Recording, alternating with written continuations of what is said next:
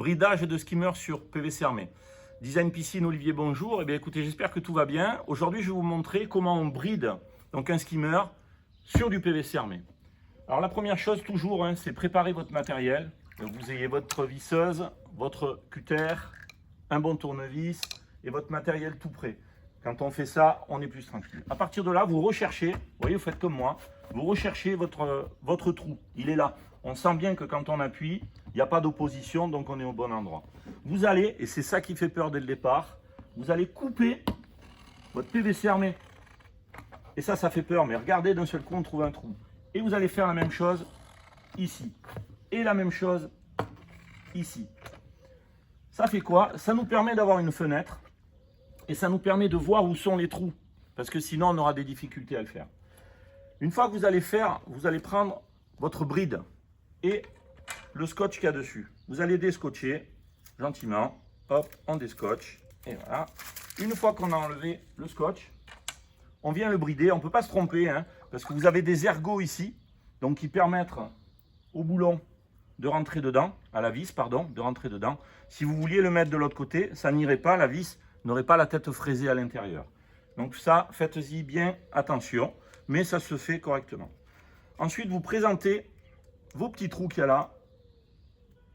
Eh bien, sur les petits trous, tout simplement, vous les présentez comme ça, nickel, hop, ici, et tout doucement, vous finissez ça de manière à ce que ça soit, vous allez le voir à la fin, bien collé, et en face les petits trous. Quand vous avez fait ça, vous l'appuyez un petit peu, vous le scotchez, et là vous démarrez, vous prenez une vis, vous cherchez un angle, toujours de préférence, et vous allez regarder ici à quel endroit est votre angle.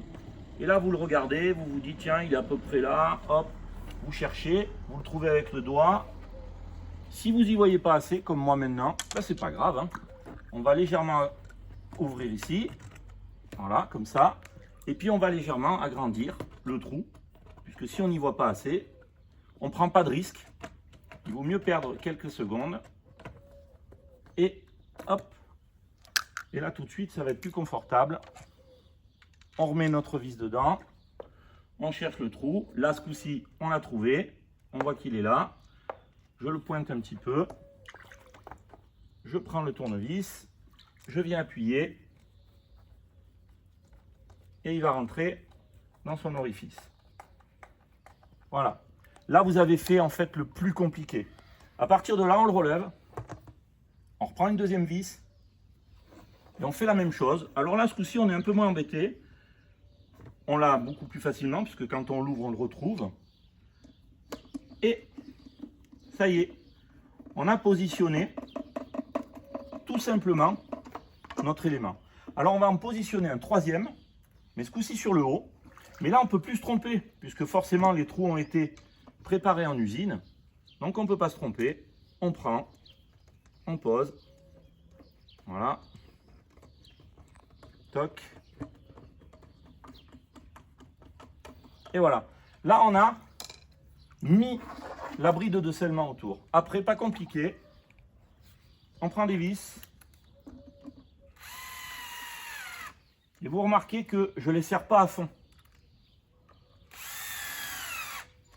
Juste, je les présente. Et ça va tout seul. On ne peut plus se tromper de trou.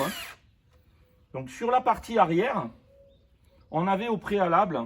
Derrière, sur la partie skimmer, on avait mis un autre joint qui est derrière le liner, le PVC armé au préalable. Et on vient disposer toutes nos vis. De A jusqu'à Z. Donc là, on le fait en live. Pour tout vous dire, c'est le client qui me filme. Et c'est quand même sympa parce qu'on a beaucoup échangé avec. Et puis à la fin du projet, on vous montrera tout ce qu'on a fait. Alors on continue. On continue, on continue.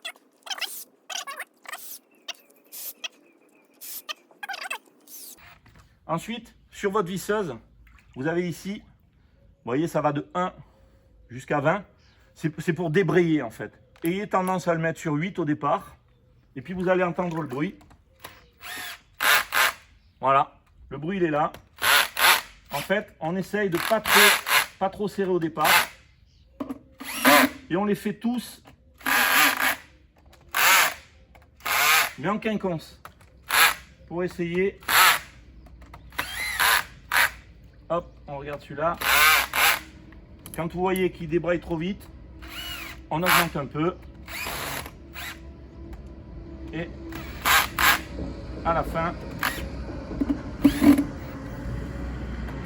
voilà. Voilà, il nous manque une vis, elle est ici. À la fin, moi, je vous conseille toujours de finir le serrage à la main. Une machine, ça peut venir vous casser votre bride. Donc vous finissez votre serrage à la main.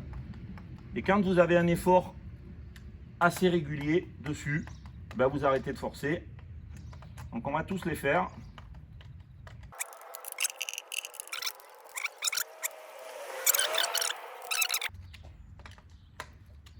Voilà. Et quand on a fait ça, on reprend notre cutter et on vient découper le PVC.